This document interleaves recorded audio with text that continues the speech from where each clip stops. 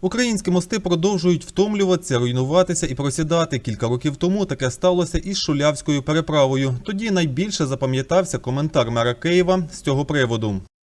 Міст не був в аварійному стані, але ми бачимо його стан, вже він втомився. А це вже одна із переправ у городку. Через термін експлуатації та проїзд багатотонних вантажівок міст просів на кілька десятків сантиметрів. Після проїзду великовантажного транспорту по мосту, по вулиці Грушевського, прийшло прогибання основної самої несучої конструкції. І в зв'язку з чим подальша експлуатація даної споруди неможлива. На місце виїхали інженери, зробивши свою оцінку, винесли вердикт. Переправа ремонту не підлягає, тому потрібно будувати нову. Потрібно вирішити, які береги устої будуть.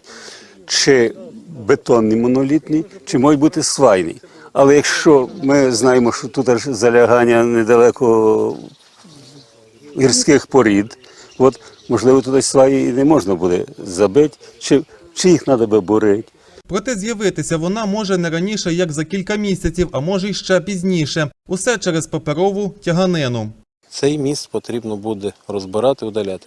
Зараз ми проводимо обстеження річки, знаходимося на ставі, дивимося за рівнем води тут і подальше будемо приймати рішення щодо виконання проєктувальних робіт. А поки переправу закрили та облаштували об'їзний шлях.